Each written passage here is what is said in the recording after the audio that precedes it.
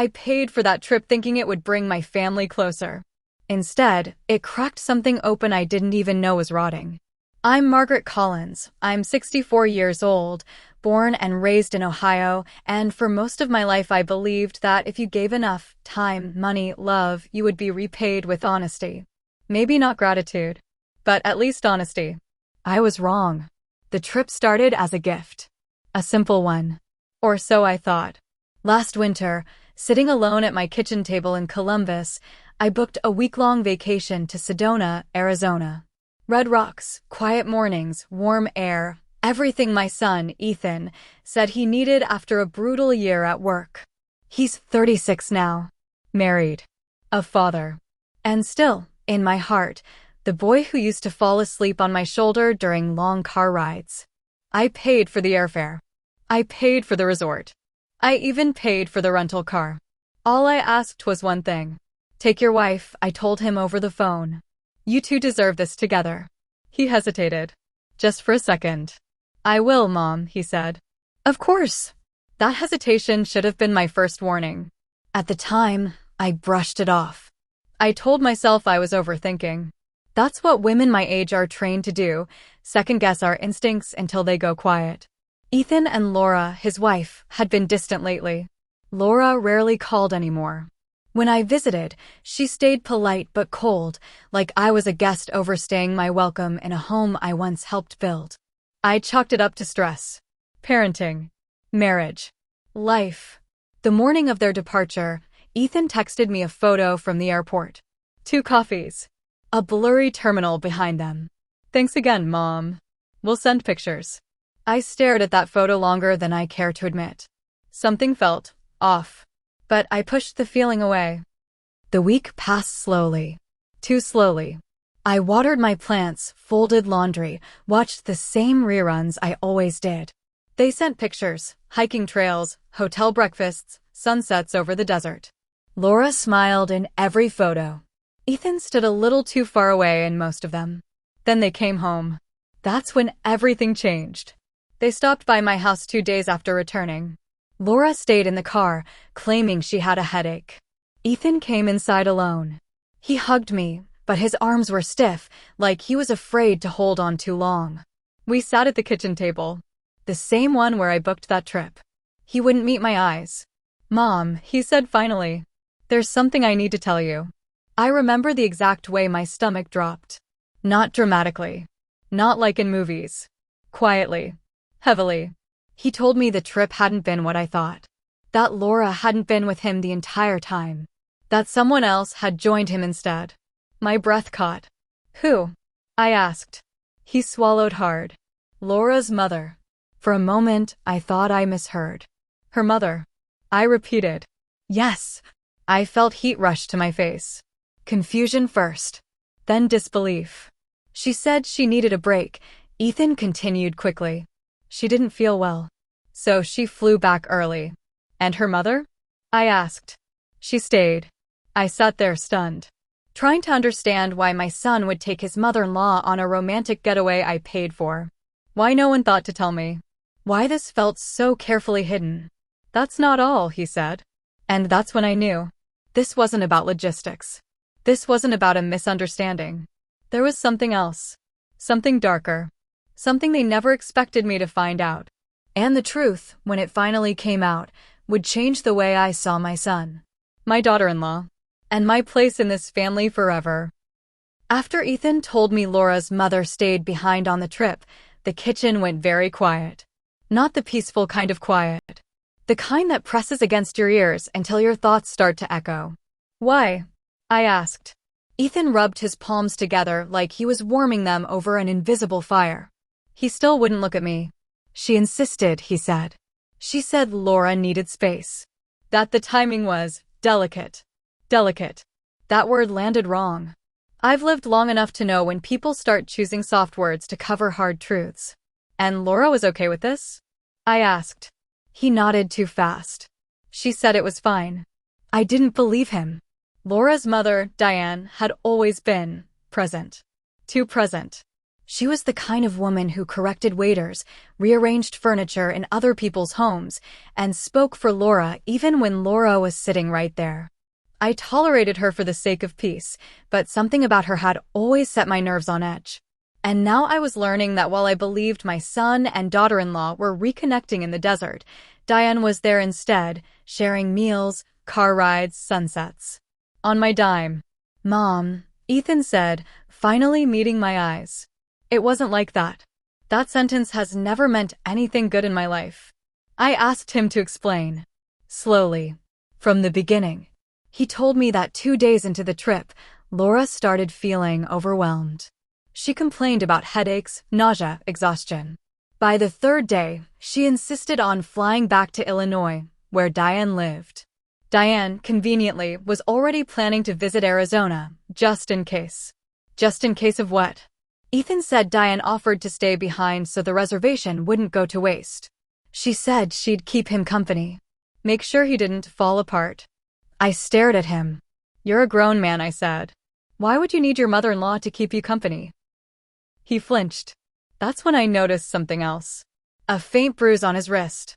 Yellowing at the edges, like it was a few days old. "Ethan," I said carefully, "what aren't you telling me?" He shook his head. "It's complicated." I leaned back in my chair. I'd raised this boy. I knew when he was lying by omission. That night, after he left, I couldn't sleep. My thoughts circled like vultures. The more I replayed his words, the more cracks I saw. So I did something I hadn't done in years. I trusted my instincts. The next morning, I called Laura. She didn't answer. I texted her. No reply. I waited. Then I called again. Straight to voicemail. That's when I remembered something odd from the photos they sent during the trip. In every picture Ethan had shared after the 3rd day, Laura looked different. Her smile was tighter. Her eyes duller. And in the background of one photo, a reflection in a restaurant window, I could have sworn I saw Diane's familiar silhouette. At the time, I dismissed it. Now, I wasn't so sure. I went back through the photos. Zoomed in. Slowed myself down. There it was. A woman's reflection. Short gray hair. Thick sunglasses. The same purse Diane carried to Thanksgiving dinner last year. My heart began to pound. I wasn't imagining things. Laura hadn't left early. She'd stayed. But she hadn't been the one in control. 2 days later, Laura finally called me back. Her voice sounded thin. Tired. Like she'd aged 10 years in a week. "I didn't want to worry you," she said quickly, before I could ask anything. "The trip was complicated." "Laura," I said gently, "did you leave Arizona early?" There was a pause. "Too long." "No," she whispered. That single word told me everything. And suddenly, the trip I paid for wasn't just a betrayal of. It was the beginning of a secret that had been growing in my family for years, one that involved control, manipulation, and a woman who had no intention of ever letting go of her daughter, or my son. And I was just starting to see how deep it went. I didn't confront Laura right away. At my age, you learn that timing matters. Push too hard, too fast, and people retreat deeper into their lies. So I waited 3 days after that phone call. 3 days of sleepless nights and quiet rage simmering just beneath my skin. Then I drove to her house. Laura opened the door slowly, like she already knew why I was there. Her hair was pulled back, her eyes shadowed. She looked smaller than I remembered, fragile in a way that made my chest ache. "Margaret," she said softly. "Not Mom. Not anymore." I stepped inside and noticed the first thing Diane had always done when visiting. The furniture was rearranged. Again. Laura noticed me noticing. "She's been staying here," Laura said quickly. "Just for a little while." Of course she had. We sat in the living room. Laura perched on the edge of the couch, hands folded tightly in her lap. I waited. Let silence do the work. Finally, she broke. "She didn't want us alone on that trip," Laura said. "My mom." I said nothing. She said if Ethan and I went by ourselves, things would come out. That I'd say something I couldn't take back. My heart thudded. "What things?" I asked. Laura swallowed. Her eyes filled, but no tears fell.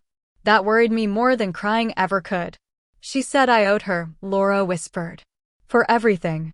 For raising me. For helping with the kids. For keeping our marriage together. I leaned forward. Laura, what did she mean by keeping your marriage together? Laura shook her head, then nodded. A contradiction that spoke volumes. She's been managing things, she said. For years.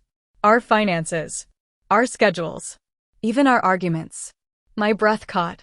She reads Ethan's emails sometimes, Laura added quietly. She said transparency builds trust. I felt something cold settle in my bones. That trip wasn't a vacation. It was surveillance. Laura told me that from the moment they arrived in Sedona, Diane controlled everything.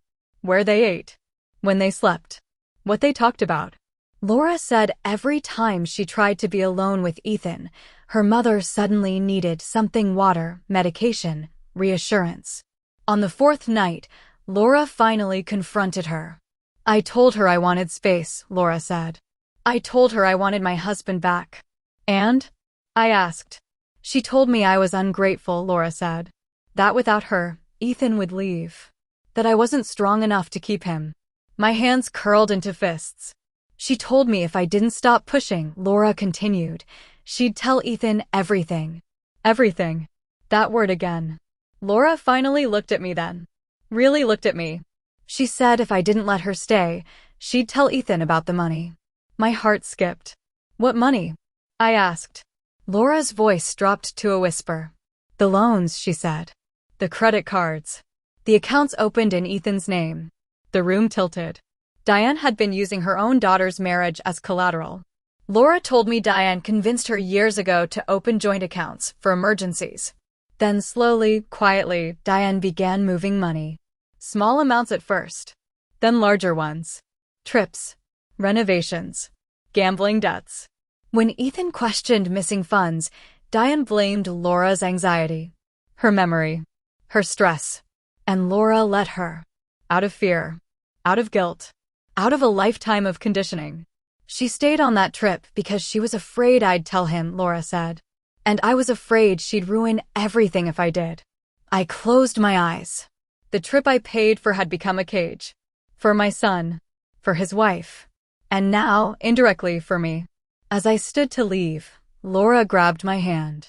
She doesn't know I told you, she said. Please, don't tell Ethan yet.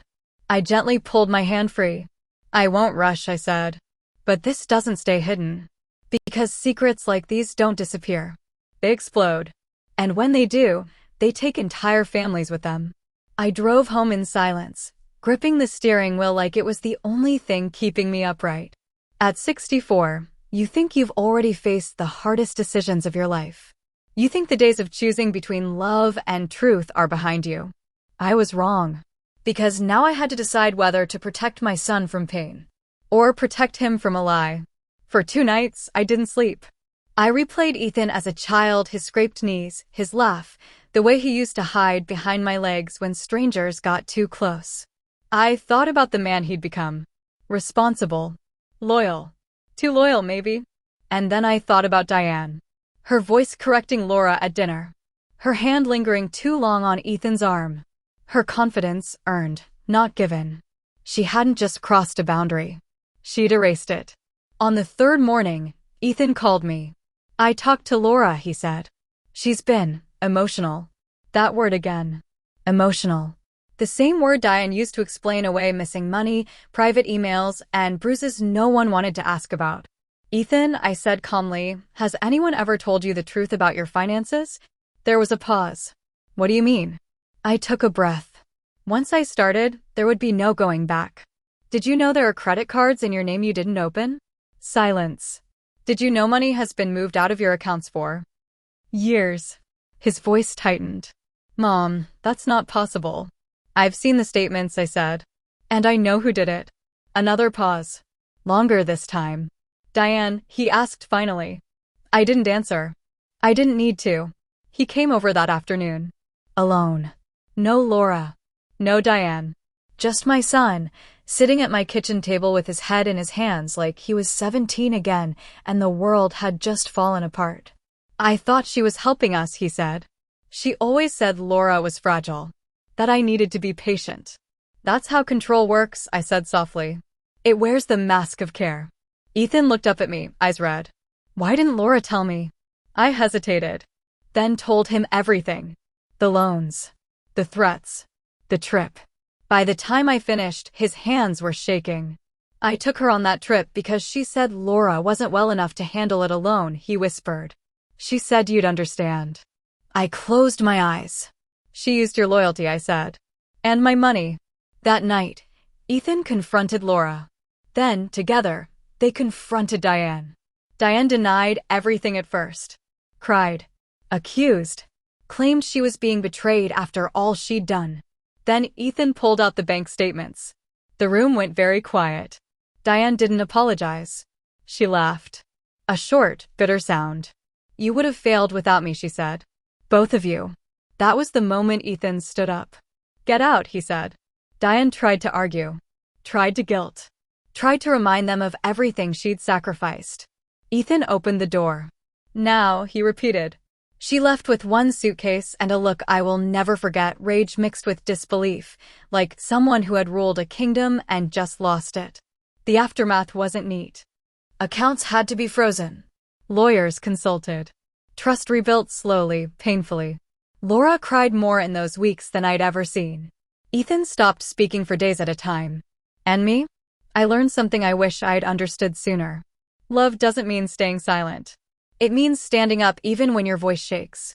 The trip I paid for didn't bring my family closer, but it exposed the truth. And sometimes, that's the only gift that actually lasts. People think the truth brings instant relief. It doesn't. What it brings is silence, the kind that settles in after a storm has torn through everything you thought was solid. That was what filled our lives in the weeks after Diane left. No shouting. No dramatic reunions. Just the quiet work of picking through the wreckage. Ethan stayed with me for a while. 36 years old, sleeping in his childhood bedroom, staring at the ceiling late into the night like he was trying to figure out where his life had gone off course. Some mornings, I'd find him sitting at the kitchen table before sunrise, holding his phone without looking at it. I should have seen it, he said once. I should have protected Laura. I reached across the table and placed my hand over his. Manipulation works because it feels like love, I told him. That's not your failure. Laura started therapy. Alone at first. Then with Ethan. I drove her to her first appointment because her hands were shaking too badly to hold the steering wheel. On the way there, she apologized to me again and again for the trip, for the money, for everything. I stopped her. You were surviving, I said. That's not something you apologize for. The financial mess took months to untangle. Accounts closed. Debts frozen. Lawyers involved. Diane tried to contact them twice, once through a long email filled with blame and self-pity, once through a mutual cousin claiming she was ready to forgive. Ethan blocked her number. That was the moment I knew he was finally free. One evening, several months later, Ethan and Laura invited me to dinner. Just the three of us. No hovering presence. No tension humming beneath polite conversation. Laura cooked. Ethan set the table. They really laughed, for the first time in years. After dinner, Laura brought out an envelope. Inside was a check. They'd been quietly paying me back. Not because I demanded it. Not because I needed it. But because they wanted to close that chapter with honesty. I slid the envelope back across the table. This trip cost me money, I said. But it gave me something far more important. They both looked at me. It gave me my family back, I said. At 64, I've learned that boundaries aren't walls, they're doors. And when you don't protect them, someone else decides who gets to walk through. I don't regret paying for that trip. I regret believing silence was kindness. If there's one thing I want anyone watching this to understand, it's this: control rarely announces itself. It arrives disguised as help, as concern, as sacrifice. And, sometimes, the most loving thing you can do for your children, for your family, for yourself, is to refuse to look away when something feels wrong. Because the truth will always surface. The only question is whether you'll be ready to stand when it does.